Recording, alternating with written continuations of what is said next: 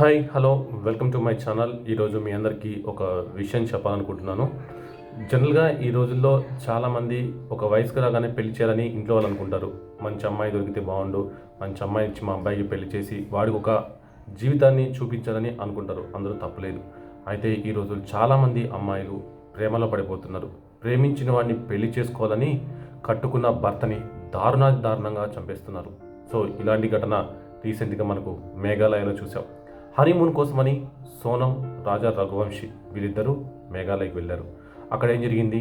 ముందే ప్లాన్ ప్రకారం సోనం తన ప్రియుణ్ణి, కొంతమంది గ్యాంగ్ని మేఘాలయకి తీసుకొచ్చి తన కళ్ళ ముందే భర్తని దారుణంగా చంపించింది.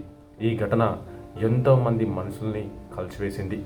అసలు కట్టుకున్న భర్తని అంత దారుణంగా చంపాలని ఎందుకు అనిపించింది? ఒకవేళ భర్త నచ్చకపోతే ప్రియుడితో బయటికి వెళ్ళిపోవచ్చు, అతనితో జీవనం కొనసాగించవచ్చు, దానికి పెద్ద అభ్యంతరమే ఉండదు. కానీ ప్రియుడితో జీవించేందుకు భర్తని దారుణంగా చంపి అతని జీవితాన్ని నాశించడం అనేది దారుణం అని చెప్పాలి.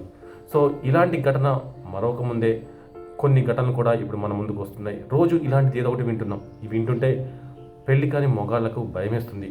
అమ్మాయిని చేసుకుంటే ఆమె చేతిలో మన ప్రాణాలు ఎక్కడ పోతామా, మనం ఎక్కడ ప్రాణాలు పోతాయి అనే భయం వేస్తుంది. పెళ్లి చేసుకోకుండా ఇలా ఉండొచ్చేమో కదా అని వారిలో ఒక ఆలోచన అయితే కలుగుతుంది. సో ఈ ఘటన మేఘాలయ ఘటన మర్చిపోకముందే ఇప్పుడు దేశవ్యాప్తంగా సంచలనం సృష్టించిన ఈ ఘటన ఎంత టెర్రర్ పుట్టించిందో చూసాం కదా. సో ఇది మరొక ముందే ఇప్పుడు జార్ఖండ్ రాష్ట్రంలో కూడా ఒక ఘటన వెలుగులోకి వచ్చింది. సో సొంత భర్తని పెళ్ళైన 36 రోజులకే సొంత భర్తని చంపేసింది ఓ యువతి. అది కూడా అన్నంలో విషం పెట్టి చంపిందట.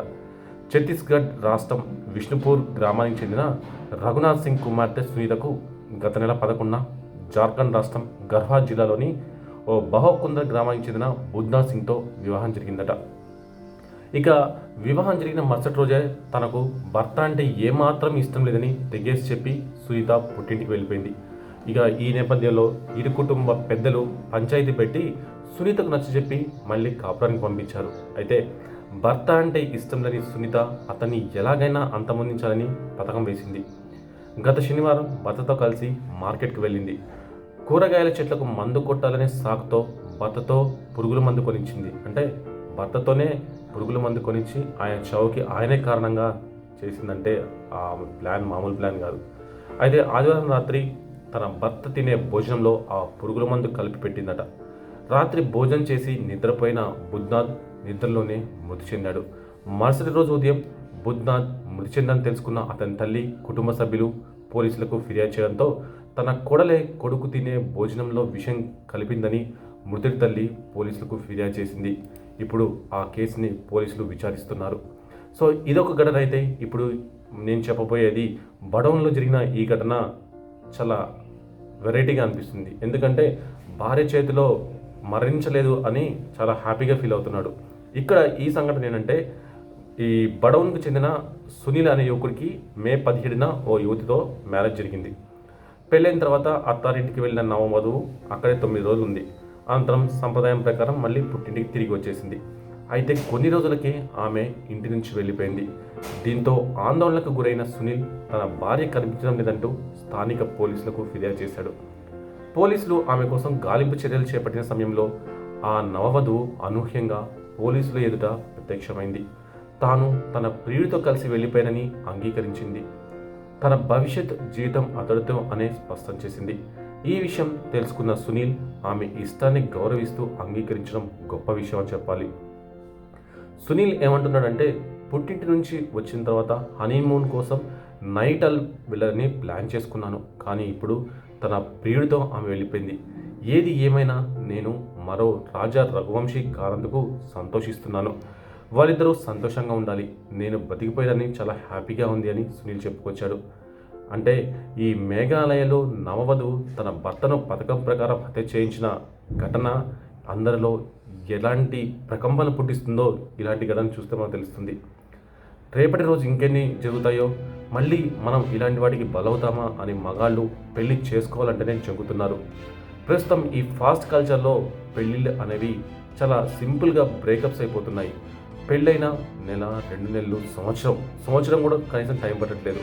కొద్ది రోజులకే వాళ్ళు బ్రేకప్ చెప్పుకుంటున్నారో కారణాలు వేరే కావచ్చు.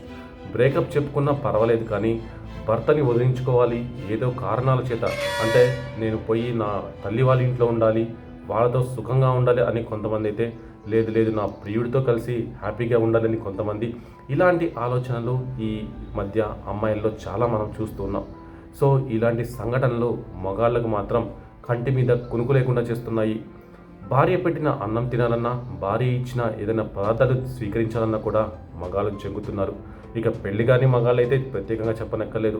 తనకు వచ్చే అమ్మాయి ఎలాంటి అమ్మాయి దొరుకుతుంది, తను మంచిదా, తన్ని సంసారంలో మంచిగా చూసుకుంటుందా, లేదంటే తను చంపేసి తన జీవితాన్ని నాశనం చేస్తుందా అనేవి కూడా ఇప్పుడు ఆడాళ్ళలో మగాళ్ళకి బాగా భయభ్రాంతులకు గురిచేస్తున్నాయి.